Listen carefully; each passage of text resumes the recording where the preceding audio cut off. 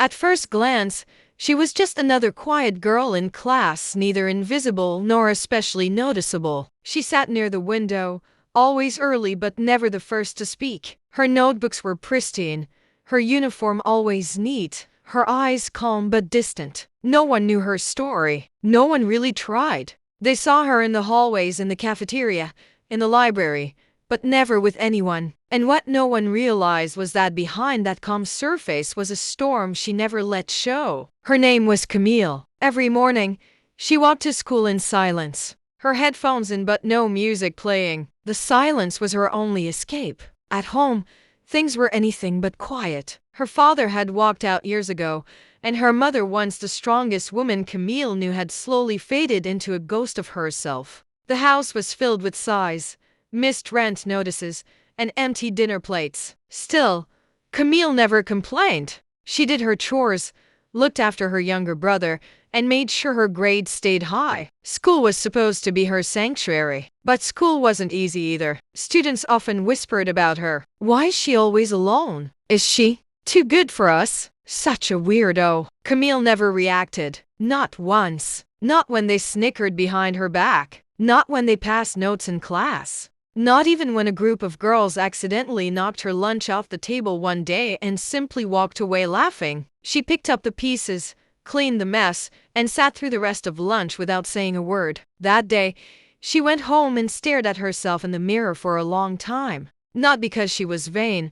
but because she wanted to see if there was any trace of emotion left on her face. There wasn't. Not even a single tear. But deep inside, she felt like breaking. There were nights Camille would lie in bed staring at the ceiling, listening to her mother crying softly in the next room, and her brother mumbling in his sleep. She would clench her fists under the blanket, whispering promises to herself, promises she wasn't sure she could keep. One day, I'll make this better. One day, I'll get us out of this. But saying it and believing it were two very different things. Everything started to shift during one unexpected afternoon in English class. The teacher, Mrs. Santos, introduced a new assignment.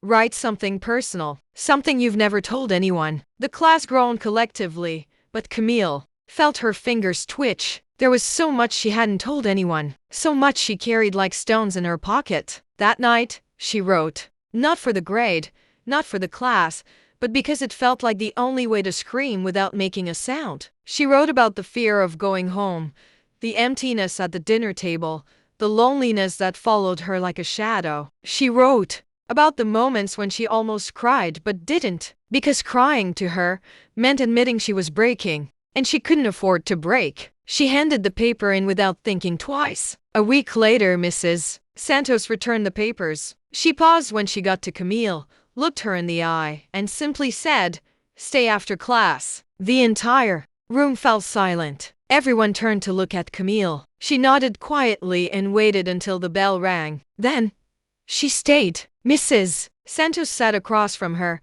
gently holding her paper like it was something fragile. "Camille," she said softly, this wasn't just an assignment. This was a cry from the heart." Camille blinked. Her throat felt tight. "It was just writing," she said, barely audible. "No," the teacher said. "It was bravery, and it needs to be shared." Camille shook her head. "No one wants to hear that. They'll just judge me more." But Mrs. Santos didn't budge. "What if it helps someone else who feels the same way? What if your voice becomes someone else's strength?" The idea terrified her, but something in her shifted. That weekend, Mrs. Santos entered Camille's piece into a regional student writing competition with Camille's permission, and to her complete shock, Camille won. Her story, titled "The Girl Who Didn't Cry," was published in the school paper and then picked up by the district's newsletter. People started noticing her not because of rumors, but because of her words. At first,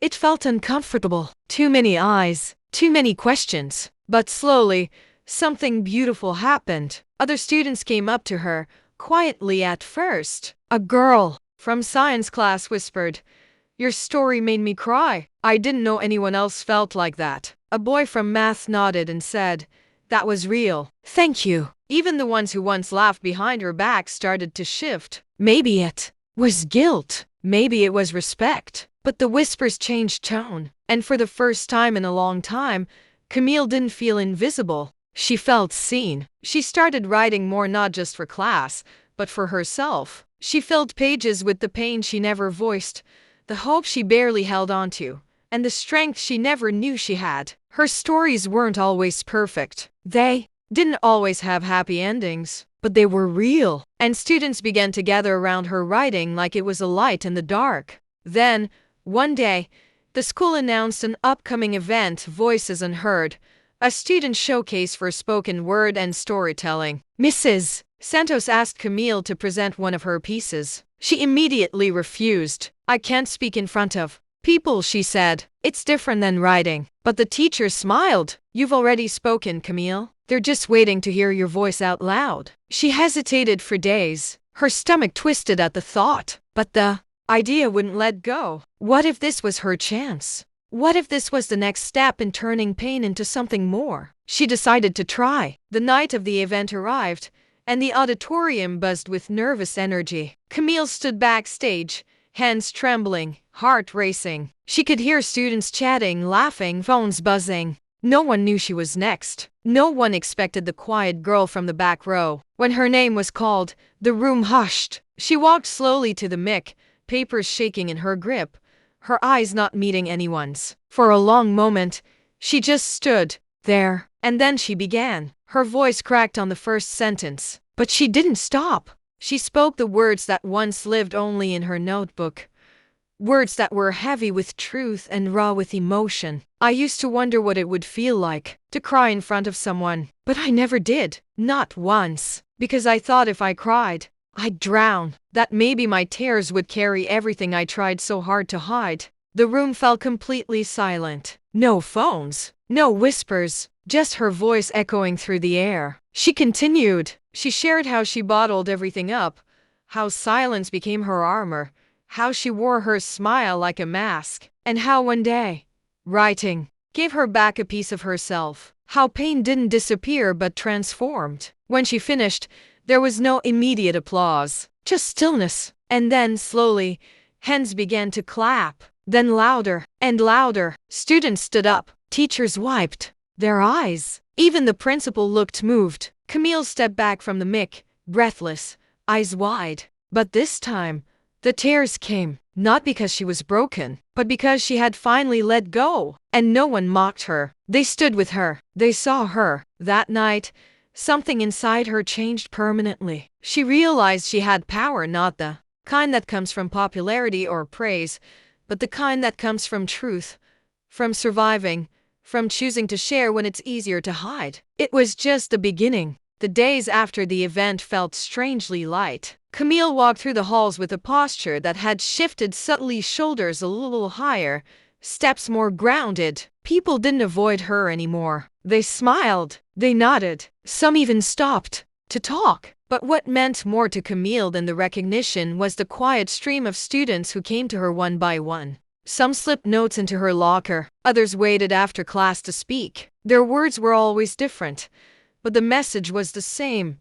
Your story was my story too. Camille realized that she wasn't the only one who had carried invisible weight. So many others had been holding in their own storms, pretending just like she had. And maybe, just maybe, her voice had helped them breathe again. One girl, Mia, confessed to her in the library. "I used to eat lunch in the bathroom. I thought I was just not meant to fit in. But then I read your piece, and it felt like you were talking to me." Camille didn't know what to say at first, but then she smiled and whispered, "You do fit in. You just haven't found the right room yet." From that day forward, Camille began writing more than just essays. She started a small student blog called Quiet Voices, where anyone, no matter how shy, lost, or unseen, could submit their writing anonymously. Poems, letters, stories, even just a few lines of pain or hope. And slowly, the blog became a movement. It wasn't fancy. It didn't go viral, but it mattered.